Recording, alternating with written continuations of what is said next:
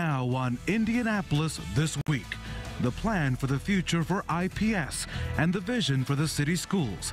Our Sunday morning exclusive with Superintendent Dr. Louis Farabee. Plus the fight over the Blue Indy parking spaces, the effort to let the public use the premium spaces reserved for electric cars, and preventing heroin overdoses, one mother's painful story, and how she hopes her family's tragedy will save other lives, and what you can do on this Sunday. From RTV6, the Indy Channel, this is Indianapolis This Week with Rafael Sanchez. Thank you for joining us for Indianapolis This Week. You can join us right now on Twitter at Indy This Week.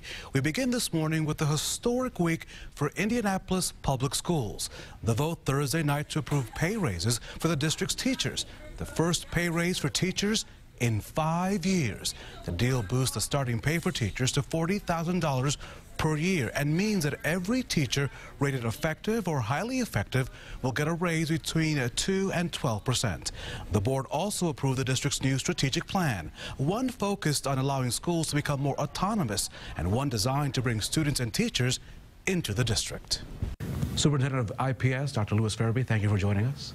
Oh, glad to be here. The strategic plan, your vision for the next couple of years, has so many things in it, making schools more autonomous, even healthcare at each of the buildings, improving graduation rates. How will you get all that done? Well, as you know, a strategic plan really outlines where you want to go and where you want to be and what the future will look like. But the plan doesn't speak to how you get there. And so there's a lot of work that we'll need to do to map out how we get there. But I am very pleased of the vision for the new IPS and the direction that we're going. The 2016 looks very busy. I mentioned some of these. Creating an autonomous schools by the spring of 2016, more choice by 2016, and then 2017, increased graduation rates, transparency and auditing, healthcare services. I mean, that's a whole lot to do. Can you get it done in that really a short time frame? Yeah, so a lot of that work we've already started to move forward. And so, for example, we've been talking about our shift to autonomous schools for a while.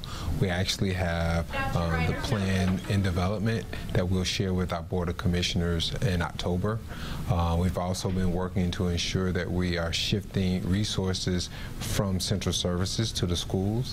And as you've indicated, we know we won't get new resources this school year, but we've been preparing ourselves, particularly for teacher compensation, to be addressed this school year. So you'll see here in the plan that we want to be competitive with supporting our teachers as relates to compensation. Now, teachers have received a raise under your administration. Can they expect more raises or more? Yes, better pay in the future years? Yes, absolutely. We've already committed to a raise on the base. So last year we gave a loyalty bonus for teachers who had been with us for a while, but they reminded us that they had not receive actual raise on their salary base since 2009.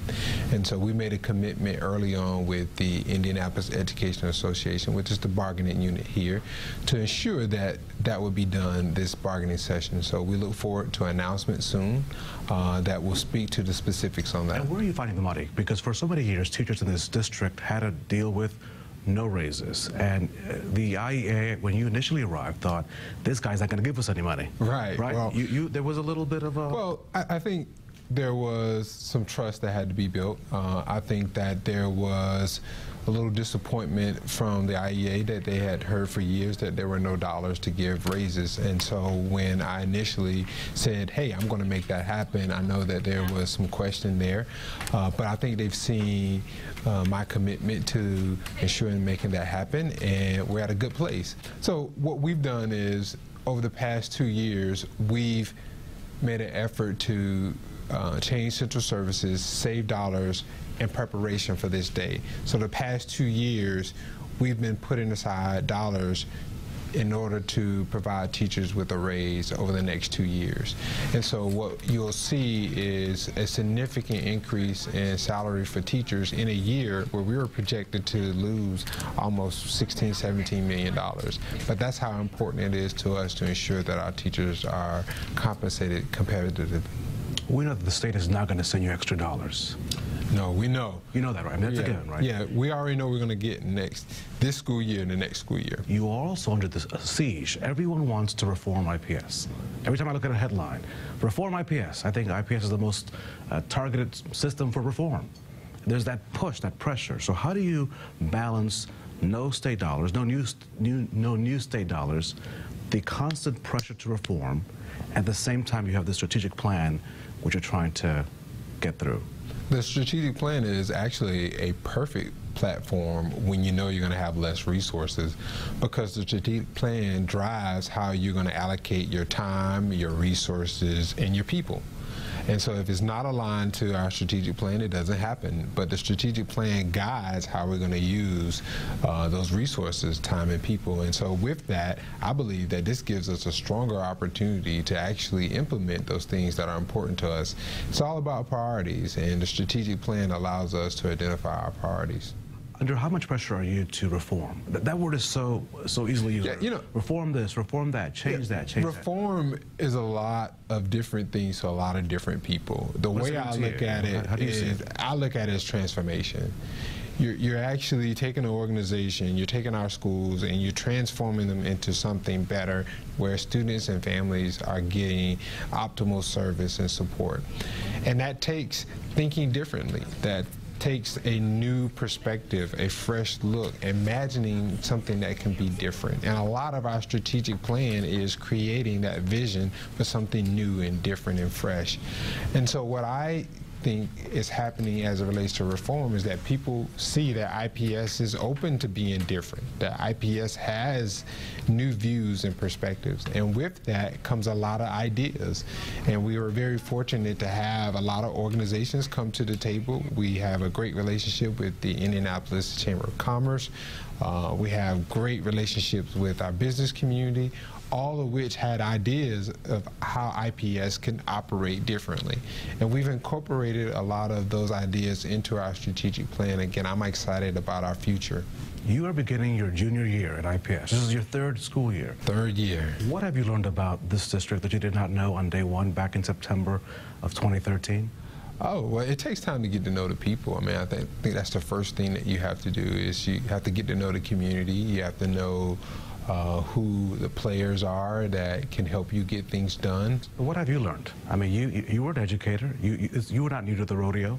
As someone who came from different states, Indiana, what did you go, okay, I learned something from this so far my 3 years? No, I think that Indiana and how we allocate resources was very different for me, and so I had to learn different strategy as it relates to dollars coming directly from the state. In most places, that's a local issue, and local entities decide how funding will be allocated to schools. And so developing strategy to work with legislators and ensure that IPS was getting fair support was something that was new to me. But most importantly, I'm a new superintendent, and so for me, the last 2 years is really just learning the job and working to be as effective as I can in the role. Dr. Lewis Ferebee, thank you so much for your time. We appreciate it. Oh, thank you, sir. Hope you have to come back on the program again. Oh, love to do it. Thank you. Another note from IPS this week, board members electing Michael O'Connor to fill the vacant seat on the board. He's the Director of State Government Affairs for Eli Lilly and Company and served as Deputy Mayor for Bart Peterson. So let's keep talking about education and reports about teacher shortages in Indiana. Our partners at Chalkbeat Indiana working on that angle this weekend, saying that what we've heard about the shortage isn't necessarily true. I think there's a lot of misconceptions and a lot of misinformation. There's some of the information that's been talked about whether or not there's been a big decline in the number of people getting into teaching is just really, frankly, been wrong. In fact, there are still very strong numbers of people going into teaching in college, coming out prepared on the job market, more than enough for all the jobs that are open. The problem is less of a shortage and more of a difficulty connecting people who want jobs with the jobs jobs that are open. I think the thing that surprised me the most is that new people coming into the profession in teaching are only about 1 in 5 of them are new graduates from college. 4 in 5 of them are people who were teachers before who are returning to the profession. Don't forget, in this profession we have a lot of people who leave and raise children for a while and return. Sometimes they leave for other jobs and return. They leave the classroom and come back. So that's really the bigger market for hiring teachers. And the tricky thing is making jobs that have traditionally been thought of as difficult, either because they're, for instance, a lot of kids with challenges, or they're like remote, like some of our rural districts. Making those jobs attractive to teachers so that they'll want to go work there, I think, is an underappreciated challenge. We have a link to that full story from Chalkbeat, Indiana at their website on our page, theindychannel.com. Look in the hot button section. Coming up, Donald Trump's run for the presidency, what it really means for the Republican Party, and is Hillary Clinton about to get a huge challenge from the vice president? Our insiders are here to talk about that next on Indianapolis This Week. Welcome back to Indianapolis This Week. It is time for our insiders. They're ready to talk about the topics of the week. Former Indianapolis Star State House reporter Mary Beth Schneider right here, Democrat Dan Parker, and of course Republican Jennifer Hollowell. The big issue, of course, is Donald Trump. The phenomena continues. No one can seem in the GOP field to trump Trump. Jennifer Hollowell, is this ever going to end, or is he heading for the nomination? He's your guy, your party guy. Your guy. He's your guy. You own him. He is not my guy. He's not my guy. Your party, sorry. We just learned something. Yeah, so I am not a Trump supporter. Okay. Is this going to end? I don't know. Is he hurting the party, though? Is it the other question that people are asking? Or is he helping the party?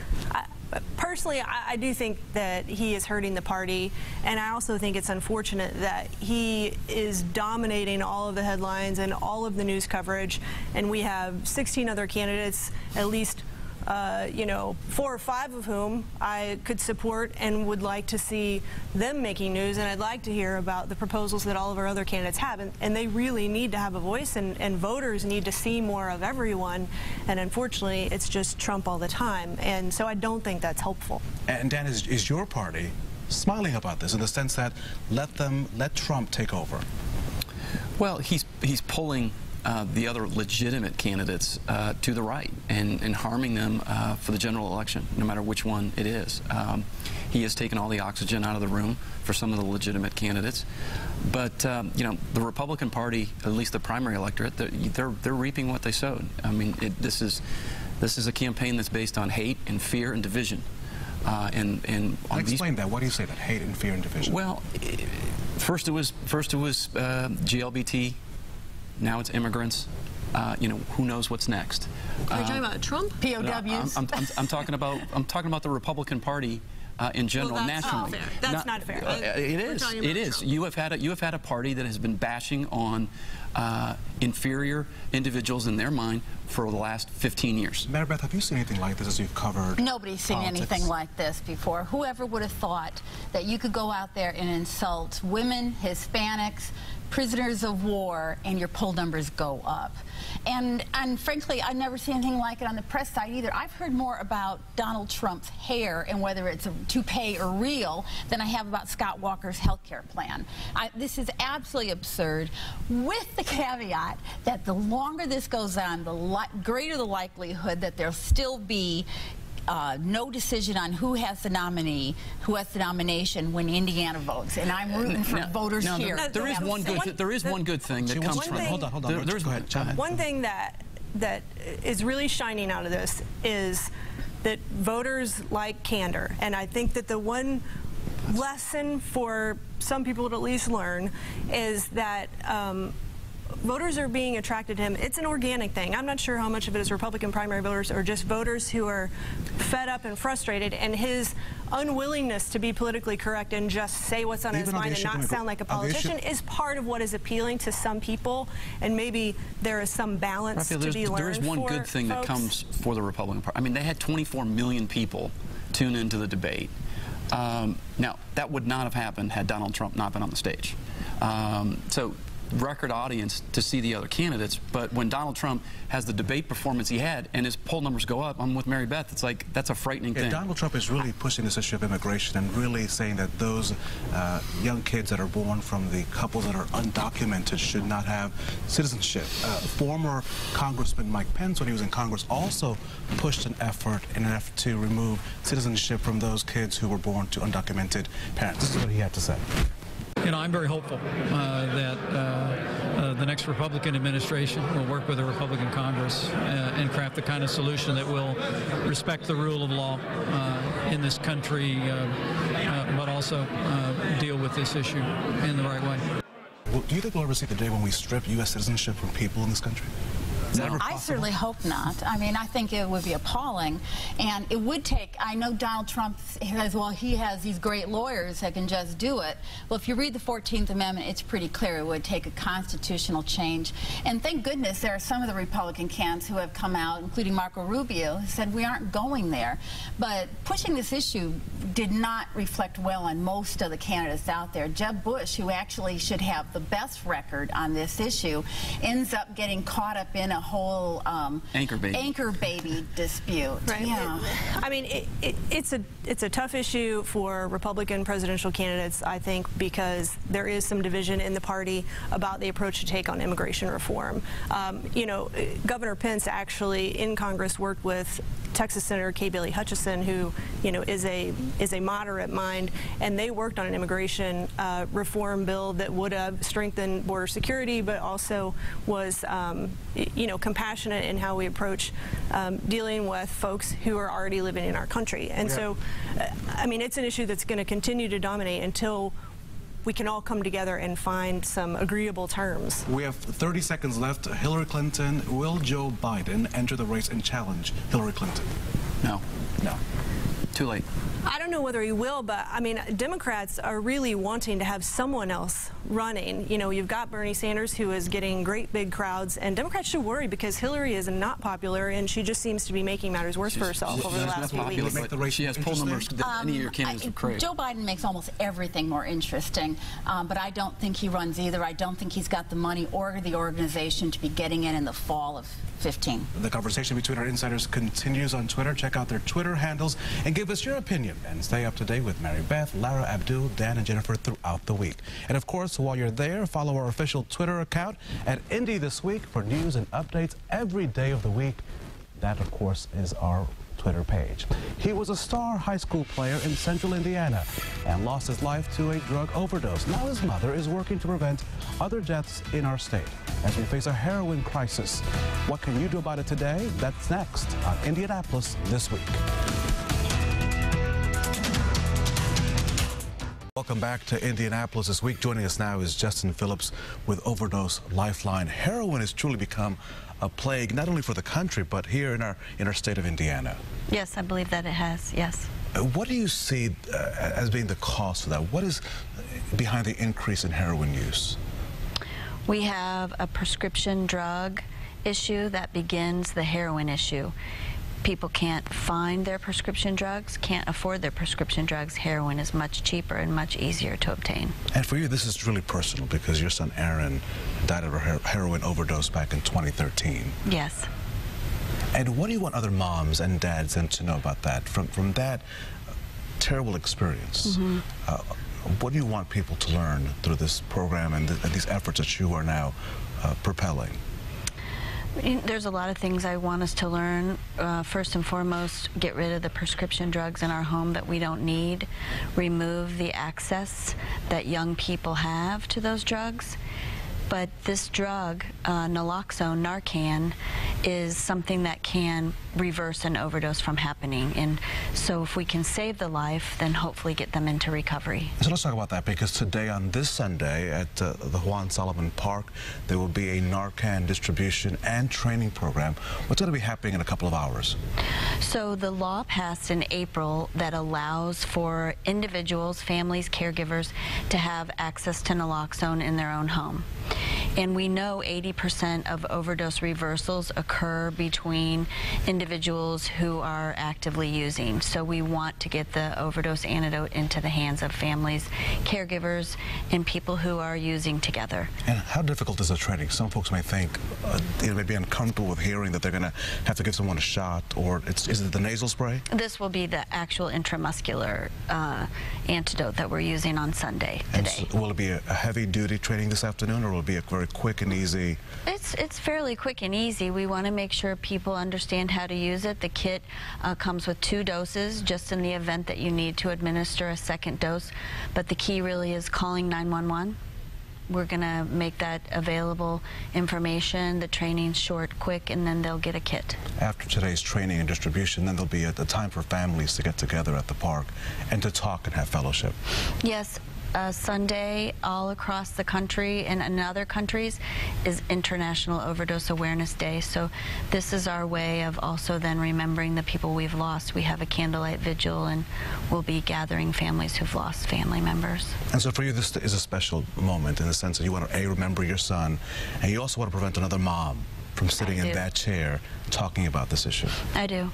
I want no one to have to experience the loss of anyone that they love, but specifically a child. It's extremely difficult, so this is our way of doing that. Justin Phillips with Overdose Lifeline, thank you so much. We look forward to covering your event later this afternoon again at Juan Solomon Park here in Indianapolis. It begins at, is it 3 o'clock? 3 o'clock, yes. So we hope to see you out there, and hopefully the weather will be perfect today for you.